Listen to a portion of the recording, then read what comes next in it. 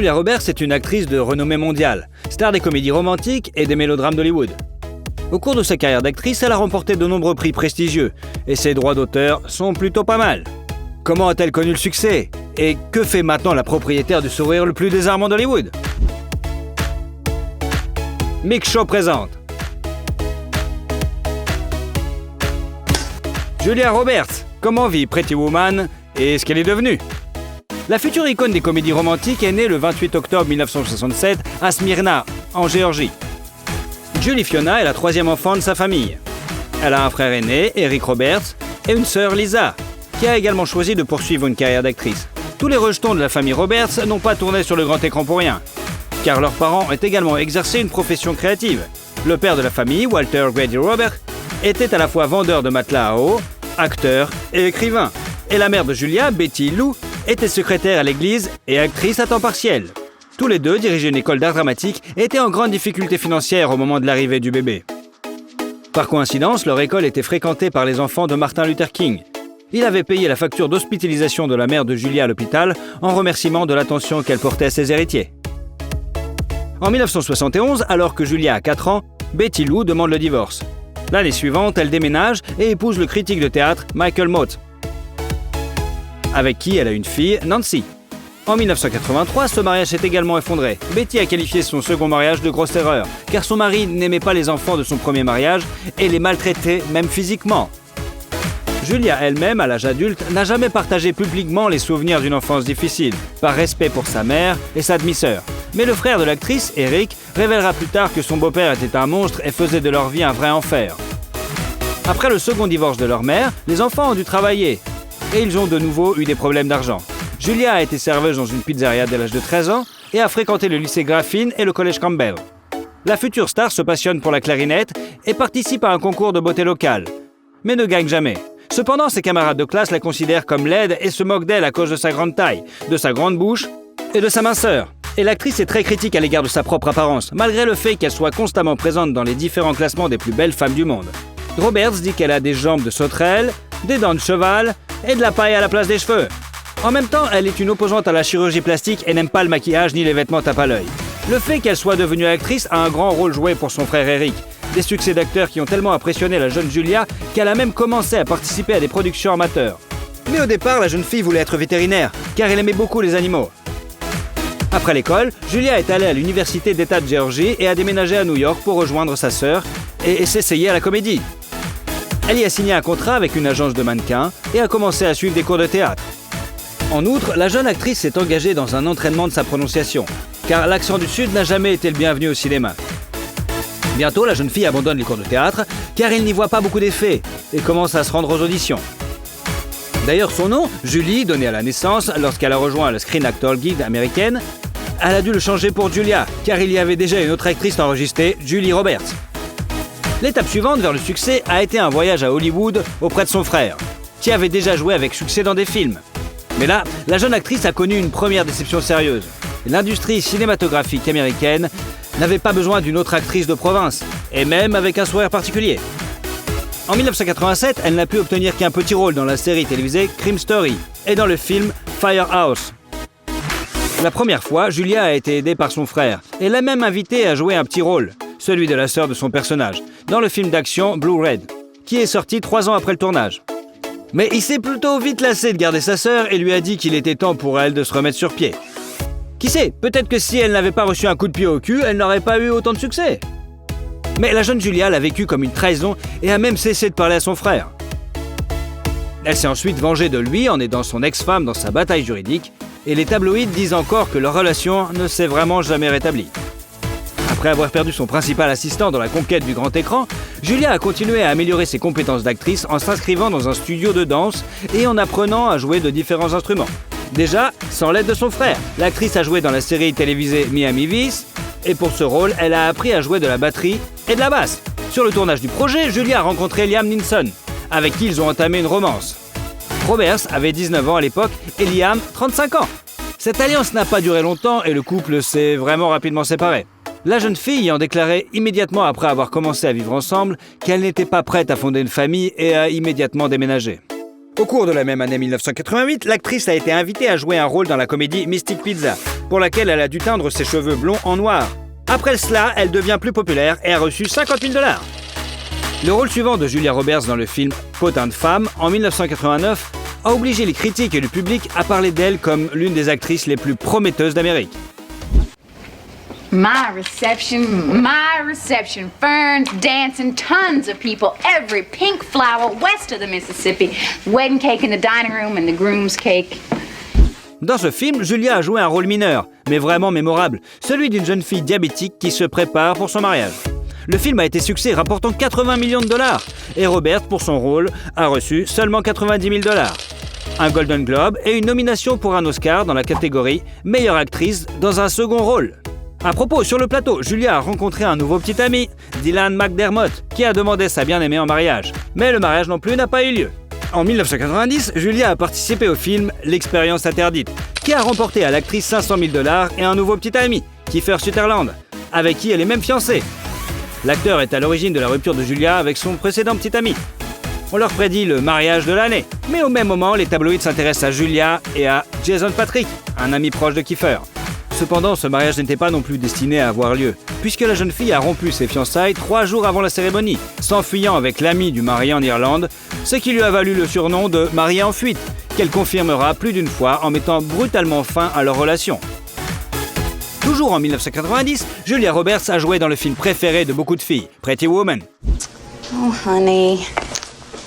You know what's happened? I've got a runner in my pantyhose. I'm not wearing pantyhose. C'est l'une des comédies romantiques les plus célèbres et elle est devenue un classique intemporel. Le titre original du film était 3 000 $, parce que c'était le montant que le personnage principal avait négocié. Le personnage principal, Viviane, joué par Julia, était censé être une droguée et mourir d'une overdose à la fin du film dans un scénario, ou aller à Disneyland avec une petite amie dans une autre fin. Mais le réalisateur a retravaillé toutes les scènes sinistres et a ajouté une fin heureuse.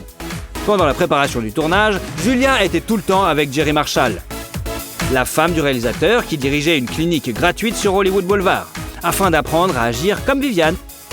Il est intéressant de noter que lors du tournage d'une scène intime avec Richard Gere, la jeune actrice était si nerveuse qu'une veine est apparue sur son front. Cela était visible dans le plan, si bien que le réalisateur et Gere ont dû masser le front de l'actrice. Et dans la scène où l'héroïne regarde de vieilles comédies, ils ont dû chatouiller les talons de Julia pour obtenir un véritable rire de l'actrice.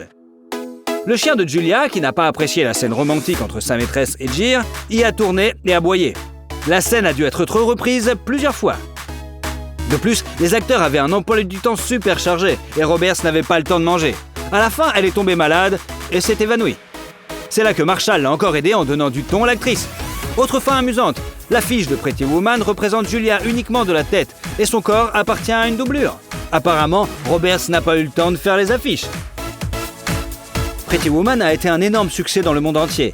Et bien que les critiques aient traité le film un peu froidement, il a rapporté aux États-Unis environ 180 millions de $, apportant à Roberts une deuxième nomination pour l'Oscar de la meilleure actrice et une deuxième statuette du Golden Globes. Les revenus de l'actrice pour le film se sont élevés à 300 000 $. Le succès de Roberts a fait d'elle une véritable star de cinéma et a augmenté ses honoraires.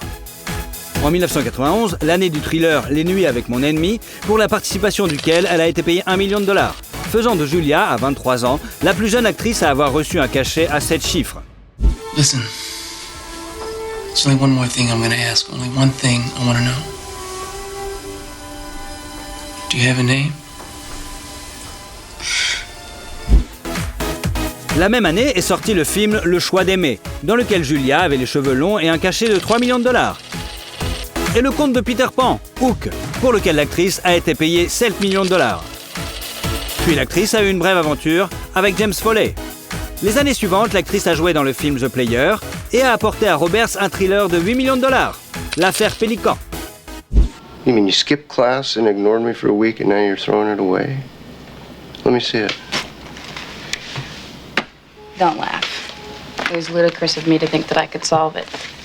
Le personnage de Darby Shaw a été écrit spécialement pour Julia Roberts et elle a immédiatement accepté le rôle après avoir lu le livre. Dans le même 93, Julia a même proposé d'épouser le chanteur de country Lil Lovett, qu'elle n'avait rencontré que quelques semaines auparavant. Ce mariage a lieu, mais les amoureux ne vivent ensemble que de 2 ans, puis divorce pacifiquement de sa propre initiative. L'œuvre suivante de l'actrice est le film d'action avec des éléments de mélodrame et de comédie Les Complices, en 1994. Il est intéressant de noter que dans le film, la protagoniste plaisante sur Sabrina. Le personnage de Roberts en disant qu'il a aimé l'article où elle incarne une prostituée, ce qui est une référence au film Pretty Woman. Au cours des années suivantes, Julia a joué dans les films Prêt-à-porter, Amour et mensonge, Tout le monde dit I love you, Michael Collins et Mary Valley, qui ont rapporté à l'actrice 8,5 millions d'euros. En 1996, Julia a participé à la célèbre série Friends, sur le tournage de laquelle elle a entamé une relation avec Matthew Perry. Mais comme l'acteur prenait des drogues, ce qui était inacceptable pour Julia, ils se sont rapidement séparés. Excuse me. Is your name Chandler? Yes, it is. Chandler Bing. Do you know me, or are you just really good at this game? I'm Susie Moss. Julia a vite retrouvé l'amour en la personne de l'acteur de Daniel Day-Lewis, avec qui elle allait jouer Shakespeare in Love. Ils se sont rencontrés plusieurs fois à Londres, mais lorsque l'acteur a refusé le rôle, leur relation a pris fin. Au cours des dernières années, l'actrice a eu des liaisons amoureuses avec Ethan Hawke et Pat Manokia, son entraîneur personnel, qui ont également pris fin rapidement. En 1997, seuls 2 films sont sortis, qui ont pesé de manière significative sur le porte-monnaie de Julia Roberts. Complot, avec un cachet de 11 millions de dollars, et rapportant à l'actrice 12 millions de dollars. Le mélodrame, Le mariage de mon meilleur ami. Pour les acteurs, d'ailleurs, pour ce film, Julia les a personnellement sélectionnés en prenant Cameron Diaz et Dermot Mulroney. Right off, I have this monstrous favor to ask you. Excuse me? My best friend Angelique shattered her pelvis line dancing in Abilene over spring break. Be my maid of honor? What? C'était une période exceptionnelle favorable pour Julia, dont les films étaient assurés de devenir des succès au box-office, et tout le monde la voulait pour le rôle principal. L'actrice a bientôt trouvé un nouveau fan. Il s'agit de Benjamin Bratt. Comme Julia l'a admis elle-même, elle est tombée amoureuse du beau brun au premier regard, en le voyant dans la rue. Le couple est ensemble depuis 4 ans et les médias l'ont même surnommé Monsieur Roberts. En 1998, l'actrice est apparue dans la série télévisée Murphy Brown et le film Ma meilleure amie. Et un an plus tard, dans un épisode de Law & Order. En général, l'année 99 a été riche en redevances et en films. L'actrice a joué avec Hugh Grant dans le mélodrame Notting Hill, qui a montré son talent d'improvisation. Une scène dans laquelle Anne, le personnage de Roberts, engueule un groupe d'hommes turbulents dans un restaurant ne figurait pas du tout dans le scénario. Coïncidence intéressante, le cachet de son personnage est égal à la somme versée à Julia elle-même pour jouer dans le film, 15 millions de dollars. Turn over 4 TRSs and tell them we need radar feedback before the KFTs return at 1900. Then inform the Pentagon we'll need Black Star cover from 1000 through 1215. And if you say one word about how many mistakes I made in that speech, I'll pellet you with olives. Pour ce travail, Julia a été nominée pour un Golden Globes. Au même moment, un autre film est sorti dans lequel l'actrice aurait joué son propre rôle, Just Married. I don't know. I frankly, I don't even want to talk about it. Me neither. Sur le plateau, Julia a travaillé avec un réalisateur qu'elle connaissait, Harry McCarlon. Il a aimé la grimace que Julia faisait aux ses petits-enfants, qu'il a inséré dans le cadre du film. Pour le tournage d'ailleurs, Julia a accepté à la condition qu'il s'agisse d'un film sans suite, car elle ne voulait pas jouer dans des suites. En 2000 sort le film qui devient un véritable triomphe pour Julia, Erin Brockovich. I'm doing this for us. I know it's hard for you to understand, but don't you want Mommy to be good at her job? Ce film a non seulement été un succès au box-office, mais a également valu à l'actrice un Oscar, un BAFTA et un 3e Golden Globe Awards, ainsi que le Screen Actor Guild. Un cachet sans précédent à l'époque, 20 millions de dollars, faisant de Julia la première actrice à franchir la barre des 20 millions. D'ailleurs, Julia est gauchère, ce qui n'est pas le cas de son personnage.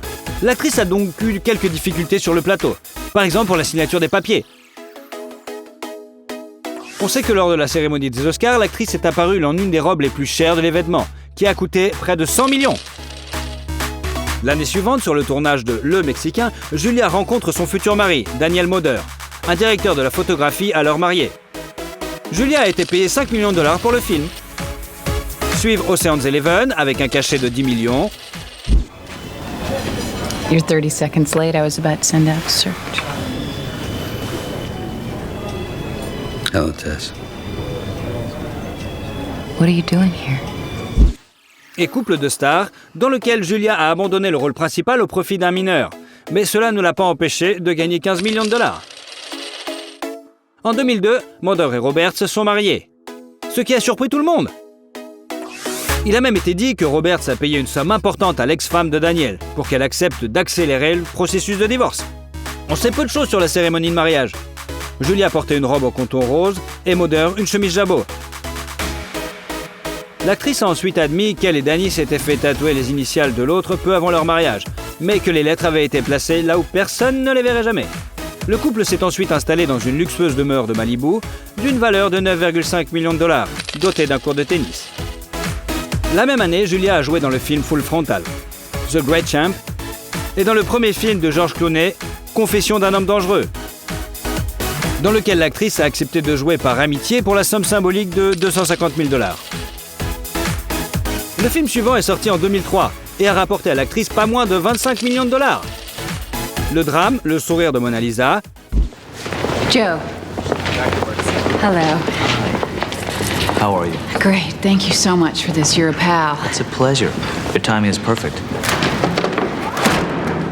Puis vint la suite d'Ocean 12 qui enrichit Roberts de 5 millions. Is call Marcus and have him get a hold of Louise so we Okay. can make arrangements to send someone down there to get it. He's home now, right? Oh, Marcus. I need to talk to Marcus. D'ailleurs, pendant le tournage du film, l'actrice était enceinte de jumeaux, suivi par le film Closer, avec un cachet de 20 millions de dollars. Toujours en 2004, Julia a donné naissance à un garçon, Finn Walter, et une fille, Hazel Patrichou. L'actrice a été prévenue par les médecins qu'en raison d'une mauvaise coagulation du sein, le risque de décès lors de l'accouchement était plutôt élevé. L'accouchement était encore prématuré, mais heureusement, il n'y a eu aucun problème.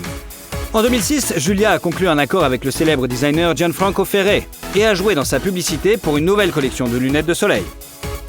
L'actrice a été payée 5 millions de dollars pour cela. Après une courte pause en 2006, Julia a prêté sa voix au film d'animation Le Petit Monde de Charlotte. Et Lucas a fourmi malgré lui.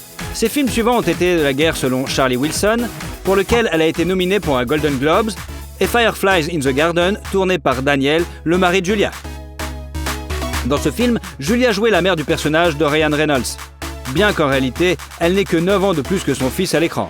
Mais la grossesse à l'écran était réelle, et bientôt la famille eut un jeune fils, Henry. Mais l'actrice s'est reposée pendant une courte période, et en 2009, elle est déjà sur les rangs jouant dans Duplicity avec un salaire de 15 millions de dollars. Et un an plus tard, dans Valentine's Day, qui a rapporté 3 millions de plus à l'actrice. La même année est sorti un autre best-seller, le mélodrame biographique Mange, Prie, Aime. I just spent some time in Rome and I came here feeling so great. Now here I am at the source and I feel more disconnected than ever.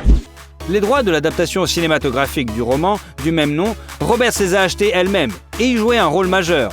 D'ailleurs, après le tournage, dans une interview, l'actrice a admis qu'elle est hindoue, comme son mari, et que toute la famille se rend périodiquement dans des temples hindous. La même année, une publicité pour la marque de café Lavazza mettant en scène Julia a été diffusée. L'actrice a été payée 1,2 million d'euros pour un rôle sans parole dans la vidéo de 45 secondes. Au même moment, Roberts a annoncé comme le visage de la marque Lancôme. L'actrice s'est vue offrir un contrat unique pour la compagnie, 5 ans de coopération et 50 millions de dollars. L'année suivante, l'actrice a joué dans la comédie romantique Amour, mariage et petit tracas et a joué dans le film de Tom Hanks Il n'est jamais trop tard. En 2012, elle a incarné la méchante reine dans le film fantastique familial Blanche-Neige. Bread is meat. Less is more. Blah, blah, blah. Commoners love a good metaphor. Just go sell it. Bread is meat. Au départ, Julia, comme elle l'a dit dans une interview, était à 1000% contre ce film et considérait que le tourner était une idée terrible. Mais après une rencontre avec le réal, elle a changé d'avis. L'actrice a déclaré que ses costumes étaient très lourds et qu'ils étaient trop difficiles à bouger. Elle s'est même froissé un muscle en se retournant trop rapidement et le tournage a dû être suspendu. De plus, les enfants de l'actrice se cachaient sous les volumineuses robes de Lobal. Mais entre deux prises, Julia a décidé de les emmener pour qu'ils n'entendent pas le discours de son personnage et ne soient surtout pas effrayés. Les enfants, bien qu'intéressés, n'ont pas eu droit au film tout de suite, afin que l'image de leur mère ne leur déplaise pas. D'ailleurs, la transformation de Julia en vieille sorcière, à la pomme empoisonnée, est restée un secret bien gardé jusqu'à la sortie du film. À cette époque, une tragédie survient dans la famille de l'actrice. Nancy, la sœur de Julia, meurt. La cause de la mort a été appelée abus de drogue. Et à côté du corps a été trouvée une note de suicide, dans laquelle Nancy, sur 3 pages, a décrit sa relation avec sa demi-sœur et accuse Julia d'être la cause du suicide. Elle reprochait à la belle-sœur le traumatisme mental qu'elle avait causé en se moquant de sa sœur à cause de son surpoids. En 2013, Julia a rejoint le programme caritatif de Gucci, qui se concentrait sur le problème de la fumée nocive respirée en cuisinant. L'actrice prévoit de remplacer les cuisinières défectueuses par des cuisinières en état de marche dans les régions pauvres d'Afrique. 1 an plus tard, Julia devient le visage de Givenchy, apparaissant dans une nouvelle image peu familière, forte et résolue, sans style et presque sans maquillage. D'ailleurs, l'actrice préfère s'allonger pour se maquiller car elle estime que le résultat est plus naturel. Au cours des années suivantes, l'actrice a joué dans Août, un été à Osage Country, Normal Hair, Aux yeux de tous, Money Monster, Joyeuse fête des mères, qui a rapporté $3 millions à Julia, et le drame familial Wonder, avec un cachet de $6 millions. Okay. Open your eyes. No! You finished your thesis? Let's get drunk. En 2018, l'actrice a participé à la série Homecoming, pour laquelle elle a reçu $6 000 supplémentaires, et au drame Ben is Back.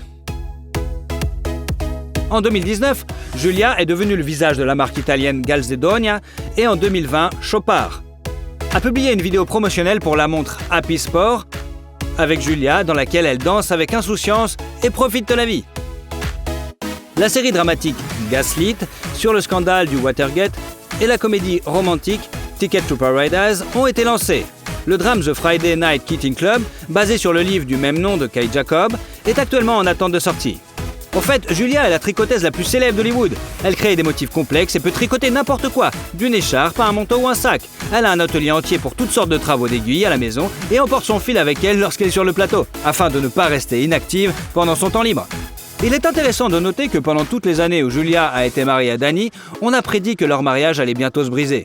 Par exemple, en 2018, l'actrice n'a pas été vue avec son mari pendant près de 9 mois. Mais les paparazzi ont tout de même réussi à attraper le couple alors qu'ils se promenaient sur la plage. Et après, l'actrice elle-même a partagé des mignonnes photos de famille avec ses followers. Le couple a célébré son 19e anniversaire de mariage en 2019. À cette occasion, l'actrice a partagé une photo qui montre que les sentiments ne se sont pas estompés avec les années. L'actrice de 54 ans joue moins ces derniers temps et a même déclaré qu'en raison de son expérience de la vie, elle ne tournera plus de films romantiques. Elle passe beaucoup de temps avec ses proches dans un ranch au Nouveau-Mexique, où se trouve une maison de 750 mètres carrés. Julia possède une petite ferme où elle élève des poulets et ne propose que des fruits et légumes biologiques sur sa table. La star s'occupe également du jardin et sait même conduire un tracteur. La star souligne que sa famille passe avant tout. La famille essaie de protéger autant que possible ses enfants des journalistes. Cette année, les jumeaux ont eu 17 ans et en l'honneur de cet événement, les heureux parents ont partagé des photos rares de leurs enfants. Aujourd'hui, le capital de Julia Roberts est de $250 millions. Et chaque année, elle gagne de 20 à 30 millions dans les films et la publicité. Le célèbre sourire de l'actrice serait assuré pour 30 millions. L'actrice préfère investir l'argent dans l'immobilier. À différentes époques, elle a acheté plusieurs maisons, une à Hawaï. L'une d'elles a été vendue avec une remise de 50% pour $16,2 millions. Une autre, avec vue sur l'océan Pacifique, a également été vendue pour 17 millions. Une autre de ces maisons, blanche comme neige, auquel Julia a décidé de dire adieu, située à Manhattan, une propriété de 609 mètres carrés, avec vue sur la ville de New York, s'est vendue pour $4,5 millions. Julia possède également une maison à Malibu, qu'elle loue pour $10 500 par mois. À l'intérieur, les murs et les plafonds en bois sont peints en blanc, ce qui, avec les grandes fenêtres, crée une sensation d'espace. Et l'actrice a vendu une autre maison dans un style ranch confortable pour $8 millions. En 2020, l'actrice a acheté une maison de 5 étages à San Francisco, construite en 1907 et rénovée. Le manoir comprend 5 chambres, 4 salles de bain, un bureau, une cuisine moderne, une salle à manger et plusieurs coins salons. Il y a quelques années, Julia a acheté une maison avec un skatepark pour ses enfants à côté de leur manoir principal de Malibu. La célébrité possède également une Mercedes GL 320 CDI et une Toyota hybride. Et l'année dernière, une Rolls-Royce de 33 ans, qui appartenait à l'actrice, a été mise en vente au Kazakhstan. Le fait que Julia Roberts soit propriétaire de la voiture a fait grimper son prix jusqu'à $7 millions, alors qu'elle n'en valait pas plus que 2. Aujourd'hui, la popularité de Julia ainsi que le montant des redevances ne faiblit pas. Elle est toujours demandée, bien qu'elle n'essaie pas de tourner trop souvent. Comment vit Vin Diesel et comment il dépense ses millions? Vin Diesel, de son vrai nom Mark Vincent Sinclair, est né le 18 juillet 1967 dans le comté d'Alameda, en Californie, en même temps que son frère jumeau Paul, avec lequel, curieusement, il ne ressemble en rien, ni en apparence ni en personnalité. Jusqu'à l'âge de 3 ans, les garçons ont été élevés uniquement par leur maman, Delora, qui était psychiatre et s'intéressait à l'astrologie. Mark et Paul n'ont jamais vu leur père biologique. La nationalité de l'acteur est encore un mystère. Diesel a déclaré qu'il était d'une ethnicité ambiguë. Sa mère a des racines anglaises, allemandes et écossaises, et son père biologique était clairement d'une autre race, peut-être aussi un métis. La mère de Mark et Paul a épousé Irwin Vincent, professeur d'art dramatique et directeur de théâtre en 1970, et s'est installée à New York avec leur fils. La famille a rapidement eu 2 autres enfants, Tim et Samantha. Irwin a emmené ses enfants à de nombreuses pièces et premières. C'est le beau-père qui a considérablement influencé la formation de caractère du garçon et ses aspirations à devenir un acteur, bien sûr. Mark est monté sur scène pour la première fois à l'âge de 7 ans, grâce à un drôle d'incident. Avec plusieurs autres garçons, il a décidé de se faufiler dans un des théâtres locaux pour jouer avec des accessoires. À ce moment-là, sur la scène, on ne faisait que répéter une pièce. Le directeur de la pièce a remarqué les garçons et leur a fait lire le texte en guise de punition. Curieusement, c'est Sinclair qui s'en sort le mieux. Le directeur lui fait alors une offre alléchante. $20 pour chaque prestation sur scène dans ses productions. La première production avec Sinclair, La Porte pour le dinosaure, est bientôt créée. La performance du garçon était si brillante qu'il a décidé de devenir acteur à partir de ce moment-là. Jusqu'à l'âge de 17 ans, Mark s'est produit sur la scène du théâtre, perfectionnant ainsi son art. Malgré le succès théâtral, la vie personnelle de l'homme n'a pas été entièrement réussie. Les chouchous de ces dames d'aujourd'hui ne suscitaient autrefois que des moqueries de la part du sexe opposé. Adolescence, il était grand et mince, ce qui lui vaut le surnom de Worm. Honteux de son physique ridicule, le futur acteur a commencé à faire de l'exercice et à se muscler régulièrement. Après quelques années, le gars est devenu un véritable athlète avec des muscles de bœuf. Après avoir quitté l'école, il a décidé qu'il ne pourrait pas gagner beaucoup d'argent dans le théâtre et, étant un homme plutôt grand et musclé, Vincent a obtenu un emploi de videur dans la boîte de nuit Tunnel à Manhattan sans aucun effort. C'est alors qu'il prend le pseudonyme de Vin Diesel et commence à se raser la tête. Parallèlement, Vin Diesel s'inscrit au Hunter College où il étudie l'anglais et la littérature classique. Pendant son temps libre, il apprend à écrire des scénarios. En 1987, il abandonne l'université et travaille fatigué dans un club et part de son New York natal pour conquérir Los Angeles, rêvant de devenir une star de cinéma. Cependant, Hollywood ne l'a pas accueilli à bras ouverts et il a dû trouver un emploi à la télévision comme vendeur dans un magasin de téléviseurs. Pendant l'année de travail, Vin Diesel s'est bien établi et a réussi à gagner un bon salaire. Ce faisant, il a travaillé dur pendant 18 heures par jour. Mais l'acteur a compris qu'un vendeur et une star de cinéma ne sont pas la même chose. Alors, il est retourné à New York. Vin Diesel a fait ses débuts au cinéma en 1990, dans The Awakening de Penny Marshall. Mais le rôle était si mineur qu'il n'a même pas figuré au générique. Observant l'expérience douloureuse de son fils, sa mère lui offre le livre « Faire un film qui ne vaut pas plus qu'une vieille voiture », pour lui remonter le moral, lui laissant entendre qu'il peut prendre sa carrière en main. Inspiré, Diesel se lance dans l'écriture de son propre scénario. En 1994, l'acteur a réalisé un court-métrage intitulé Multifacial, dans lequel il tenait le rôle principal, et pour lequel il a même écrit sa propre musique. Yo, I can't wait till I do enough real work, real acting work, but I don't have to sweat commercials, you know what I'm saying? You're not gonna see like Pacino doing potato chips or Denzel doing donuts. Pour la production d'un film de 20 minutes, il a dépensé $3000. Le film a été présenté au Festival de Cannes, mais il n'a pas remporté de prix important. Néanmoins, il s'agit d'un succès précoce. Après cela, Vin Diesel est retourné à Los Angeles, où il a repris son travail de vendeur de téléviseurs et a économisé de l'argent. Après cela, il a adapté le film Strays. Après 8 mois de travail acharné, l'acteur a commencé le tournage du film, dans lequel il joue aussi le rôle principal. Grâce à ce film, le jeune acteur a été repéré par le célèbre réalisateur Steven Spielberg, qui lui a proposé un rôle dans son film Sauver le soldat Ryan avec Tom Hanks et Matt Damon. Get the kid back up there! Captain, the decent thing to do is to at least take her down the road to the next town. We're not here to do the decent thing, we're here to follow fucking orders! Take this goddamn kid! C'est le premier grand rôle de Diesel au cinéma, qui lui a valu la popularité et $100 000. Par la suite, ce film a remporté 5 Oscars, et lui et ses co-stars ont été nominés pour un Screen Actor Guild Award dans la catégorie Performance de groupe. En 1999, Vin a doublé le personnage principal du dessin animé Steel Giant est dans le film d'action Pitch Black, dans le rôle du méchant Riddick. All you people are so scared of me. Most days I take that as a compliment. But it ain't me you gotta worry about now. Ce film a marqué le début de la célèbre série Les Chroniques de Riddick et a apporté à l'acteur la célébrité tant attendue. Bien que le tournage n'ait pas été facile, lors d'une cascade, il s'est blessé à l'épaule et à l'œil avec l'une des lentilles de contact spéciales qui permettait à ses yeux de briller dans le noir. Dès lors, les films mettant en scène la nouvelle star hollywoodienne se succèdent. Au début des années 2000, le public a pu voir Vin Diesel dans des films tels que Boiler Room, Into Pitch Black, Knock Around Guys, et où il jouait le rôle de Taylor Reese, un ami du fils d'un puissant mafieux de Brooklyn.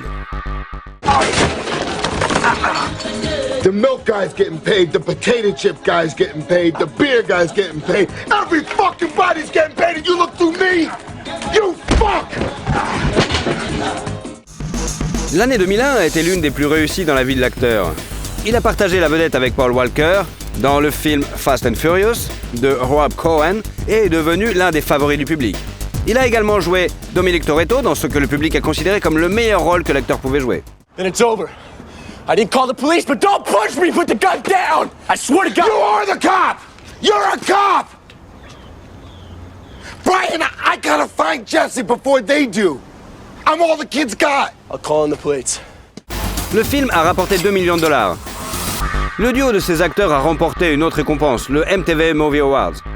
Néanmoins, dans le film suivant, Fast and Furious 2, Diesel n'a pas joué car il n'a pas pu se mettre d'accord avec les producteurs sur le montant des redevances. L'acteur demandait plus de 20 millions de dollars pour le film. Pendant le tournage du film Fast and Furious, Vin a entamé une liaison avec l'actrice Michelle Rodriguez, qui jouait sa maîtresse. Après quelques mois de relation, le couple s'est séparé. La rumeur veut que Michelle soit à l'origine de la rupture, estimant qu'elle et Vin étaient trop différents. Cependant, les anciens amants sont restés bons amis. L'année suivante, les téléspectateurs ont pu voir le thriller d'aventure Triple X avec Vin Diesel, dans lequel il a réalisé la plupart des cascades lui-même, sans l'intervention de cascadeurs. Sit down, Mr. Cage. You know what? My friends call me X. So, X, what exactly are you wanting? Ferraris, high-end pasta rockets. De l'aveu même de l'acteur, il n'avait jamais fait de moto auparavant. Pendant les 3 mois de préparation du tournage, il a été entraîné par des motards spécialement invités qui comptent parmi les meilleurs du monde en motocross. D'ailleurs, tous les tatouages du personnage de Vin Diesel dans les films étaient faux. Pour ce travail, l'acteur a reçu une nomination aux MTV Movie Awards dans la catégorie meilleur acteur et a gagné 10 millions de dollars. Grâce à ce film, Vin Diesel a rencontré le mannequin tchèque Pavla Arboka, qui a joué un rôle secondaire dans le film d'action. Mais cette relation n'a pas duré aussi longtemps que les précédentes. En 2003 est sorti le film d'action A Man Apart, dans lequel Diesel a joué un rôle majeur, ainsi qu'un rôle de producteur exécutif. Did you kill my wife? Answer me, motherfucker. Answer the fucking question! Le film lui a rapporté 2,5 millions de dollars. Le film suivant dans lequel l'acteur a joué était un film de la série Les Chroniques de Riddick. Remember that favorite game of yours? Who's the better killer? Let's play. La rémunération de Vin Diesel était de 11,5 millions de dollars, mais c'est plutôt un bid total et l'acteur pour ce travail en 2005 a obtenu une nomination pour l'anti-prix Golden Raspberry pour le pire rôle masculin. Un film d'animation et un jeu vidéo ont rapidement été basés sur le film et Diesel y a interprété son propre personnage. Parallèlement, Vin Diesel a également joué dans le film d'action et de comédie familiale The Pacifier. Kids, it's safe. Who was that? What did they want? What happened? Please don't leave us, Shane. What do they want? They were after the program that your father invented. Sur le plateau, il a dû coopérer avec 5 enfants acteurs en même temps. Et il s'en est tiré à merveille. D'ailleurs, Vin aimait tellement jouer avec son partenaire de 9 ans qu'il était prêt à travailler sur le plateau même le week-end. Le rôle comique de Diesel est venu au goût des spectateurs qui sont habitués à ne le voir que dans des films d'action. Et l'acteur a joué dans le film Find Me Guilty en 2006. You don't rat out the people that love you. Love you? He's your cousin. He puts 4 fucking bullets in you and he loves you? Yeah, he loves me. I love him. He's family. He's just a junkie. He doesn't know what he's doing. Live and let live. Speaking of which, how many times I gotta tell you? Pour incarner Jackie DiLorchio, Diesel a pris près de 15 kilos et a passé 2 heures par jour sur la chaise de maquillage. Bientôt, le 3e volet de Fast and Furious. Et le 3e, Tokyo Drift, est sorti, mais contrairement aux attentes des fans, le personnage de Vin Diesel n'apparaît dans le film que dans l'épisode de toute la fin. En 2007, l'acteur de 40 ans a rencontré Paloma Jiménez, un mannequin mexicain de 23 ans. Le couple est marié civilement et n'a pas encore officialisé sa relation. Dans l'une de ses interviews, l'acteur a déclaré que cette signature n'était qu'une formalité. 1 an déjà après leur rencontre, le couple a eu une fille, Kanya Riley. Il est amusant de constater que la marraine de la fille était l'ex-petite amie de Vin, Michelle Rodriguez. Peu après, l'acteur s'est vu proposer de participer au tournage de l'un de ses films, le thriller Hitman, ou le film d'action de science-fiction Babylon AD. En choisissant cette dernière option, Diesel a perdu. Le film n'a pas réussi à rembourser son budget, qui s'élevait à 70 millions de dollars quand même, et le réalisateur lui-même a admis plus tard que le film, en général, ne valait pas la peine d'être regardé. L'acteur n'a pas négligé son rôle le plus important, Dominique. En 2009, Diesel a travaillé sur le 4e volet de Fast and Furious en tant qu'acteur et producteur. When I see flashing lights in my mirror, I don't stop. Dans le premier film, Walker et Diesel sont autorisés à faire de nombreuses cascades, car ils ne sont pas considérés comme des stars à l'époque. Mais dès le 4e Fast and Furious, les acteurs étaient devenus connus, les cascades plus difficiles, et le studio a interdit à Walker et Diesel de prendre des risques. 1 an plus tard, Paloma et Vin ont eu un fils, Vince Sinclair. L'acteur est également connu pour avoir un autre fils, Isaiah, qui est un peu plus âgé que Annie. Le nom de sa mère n'est pas connu, et le garçon passe beaucoup de temps avec son père et sa famille. 2011 a ravi le public avec le prochain volet de Fast and Furious, le 5e, et l'acteur lui-même a rapporté 15 millions de dollars. Good race, O'Connor. Thanks, Don. En 2013, Vin Diesel a joué dans le thriller Riddick, encore une fois. La production du film risquait de dérailler en raison d'un retard dans le financement. Vin Diesel a fini par prendre en charge le financement du film jusqu'à ce que le problème du prêt bancaire soit résolu. Selon l'acteur, il a dû hypothéquer sa maison pour pouvoir contracter un prêt. La même année, il prête sa voix au personnage principal du film d'animation Riddick Blindside et joue également dans Fast and Furious 6, où il rejoint l'équipe d'action avec Dwayne Johnson. We building the car? First car better be a Charger, Jack. You mean Skyline? Like I said, he's a Toretto. Au même moment, le tournage de Fast and Furious 7 a commencé, mais il s'est arrêté en novembre en raison du décès de l'acteur Paul Walker et a repris plus tard au printemps 2014.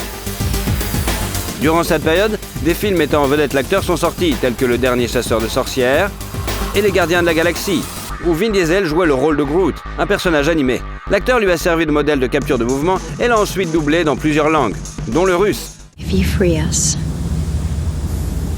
I'll lead you to the buyer directly and I'll split the profit between the 3 of us. I'm Groot. 4 of us. Asleep for the danger, awake for the money, as per frickin' usual. En 2015, Vin Diesel et Paloma Jiménez ont eu leur 2e fille, Pauline, nommée d'après le défunt Paul Walker, avec qui il était très bon ami. Le film Fast and Furious 7, très attendu, est également sorti, rapportant la somme énorme de 47 millions de dollars à l'acteur. You miss the bullets. Yeah, that's messed up, huh? Brian, I've seen you jump from trains, dive from planes. Hell, I saw your courage the day I met you. Sur le plateau du projet 3X, World Domination en 2016, Vin Diesel a rencontré sa partenaire dans le film, Nina Dobrev. La séance de photos provoquante des célébrités a conduit les fans à croire qu'ils avaient une liaison. Plus tard, il a été révélé que les acteurs s'entendaient bien entre eux. En plus de ce film, d'autres films tels que Billy Lynn's Long Life Walk, à la mi-temps d'un match de football, et Guardian of the Galaxy, partie 2. En 2016, Diesel a gagné 35 millions de dollars et est devenu le 7e acteur le mieux payé de l'année. Le 8e volet de Fast and Furious, sorti sur les écrans en 2017, est resté dans les mémoires pour le conflit qui a éclaté une semaine avant la fin du tournage entre Dwayne Johnson et Vin Diesel. Car ce dernier, en tant que producteur, a annulé à la dernière minute certaines des scènes prévues par Johnson. Your cousin. Sorry about your car.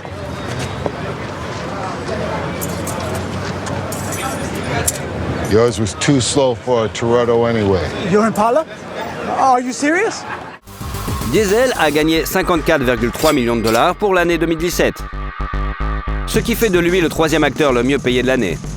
et place également Vin Diesel en tête des acteurs dont les films ont rapporté le plus d'argent au magazine Forbes. Le revenu total des images où il a joué un rôle majeur s'est élevé à 1,6 milliard de dollars. La majeure partie de ce montant est due à Fast and Furious, bien sûr. Le box-office de la cassette a compté 1,2 milliard de dollars. En 2018, l'acteur a de nouveau prêté sa voix à son personnage de Groot dans Avengers, Infinity War, et Avengers tout court. Et le dernier film, il a fait aussi un film d'animation, Ralph 2.0. En 2020, le film d'action de science-fiction Bloodshot est sorti et suivi un an plus tard par Fast and Furious 9, et où John Cena a rejoint le casting. L'année 2022, au mois de décembre, a vu la première de Avatar 2, où notre acteur a réintroduit son personnage. Cette année sortira le 3e volet des Gardiens de la Galaxie, qui a donné à Vin Diesel l'un des rôles principaux. Dans le futur, nous attendons le 10e partie du film Fast and Furious, bien sûr, et le film d'action de science-fiction Fury. D'ailleurs, il est promis que le 10e Fast and Furious terminera cette saga de films d'action. Sa carrière cinématographique réussie a fait de l'acteur l'un des mieux payés d'Hollywood. La valeur nette de Vin Diesel s'élève désormais à 225 millions de dollars. Entre juin 2019 et juin 2020, Vin a gagné 55 millions de dollars, dont environ 20 millions de dollars sur les fonds propres du film Fast and Furious 9. La popularité croissante de l'acteur au cinéma lui a ouvert la possibilité de gagner une somme d'argent impressionnante dans la publicité également. Il reçoit un cachet de 3 millions de dollars pour une publicité de 30 secondes. Par exemple, la marque américaine Dodge a invité notre acteur célèbre à jouer le rôle du chauffeur de la voiture musclée de la marque pour le tournage d'une publicité. Une telle collaboration n'est pas surprenante puisque Vin Diesel a participé à Fast and Furious dont la partenaire était une Dodge, bien sûr.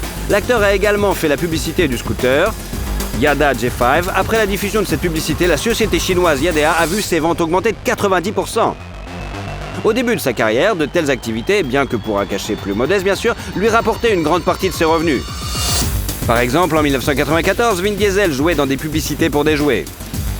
En outre, en 2002, il crée une société, Tygon Studio, et commence à produire son propre jet, Wheelman, dont le personnage principal parle avec sa voix, bien sûr.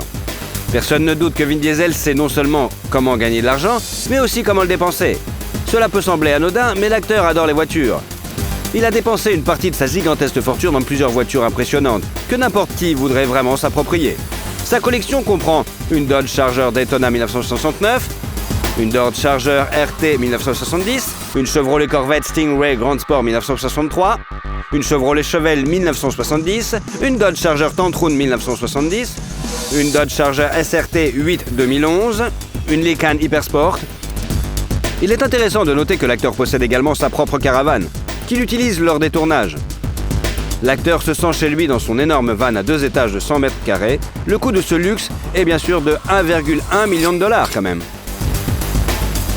Il est connu que Vin Diesel possède un manoir à Los Angeles, acheté en 2001. Bien que le manoir ne diffère pas en taille et n'ait qu'une superficie totale de 140 mètres carrés, il est situé dans le prestigieux Hollywood Hills. À l'intérieur, malgré sa taille modeste, la maison est très accueillante, sans espace vide, et tout est très compact, confortable et fonctionnel. La décoration intérieure varie également d'une pièce à l'autre. L'une a des murs lisses, peints, et l'autre de la maçonnerie, ou encore même une cheminée. Le revêtement du sol est le même. Il y a du bois naturel et du carrelage. La palette de couleurs varie également, des couleurs pâles et claires, au ton vif et sombre, mais tout ici semble très organique et complet. À ce jour, l'acteur a mis la maison sur le marché et prévoit de la vendre pour 1,4 million de dollars. En 2014, il a acheté un manoir à Atlanta, en Géorgie, pour une somme de 3,3 millions de dollars, avec près de 3500 mètres carrés. Il comprend 7 chambres, 9 salles de bain, une cuisine, un salon précieux, un bureau, une salle de cinéma, une salle de sport, une terrasse sur le toit et une maison d'amis entièrement équipée, bien sûr. Le manoir est idéal pour accueillir des amis, ainsi que, bien sûr, faire des fêtes. En outre, l'acteur possède un autre manoir à Los Angeles d'une valeur de 5,3 millions de dollars. Vin Diesel est un grand fan de la République dominicaine. On dit que la star possède une villa dans le quartier huppé de Casa de Campo. C'est ici que l'acteur essaie de voler à la moindre occasion.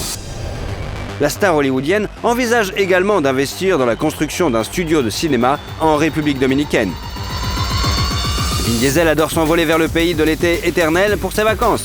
L'artiste aime notamment le surf et ne manque pas non plus l'occasion de visiter les restaurants dominicains. C'est également le pays où étaient tournés plusieurs épisodes du célèbre film Fast and Furious. Et d'ailleurs, quel est votre film préféré de la star hollywoodienne? Et surtout, si vous aimez la vidéo, mettez un like. Et comme ça, vous suivrez toutes nos autres vidéos. Allez, à bientôt!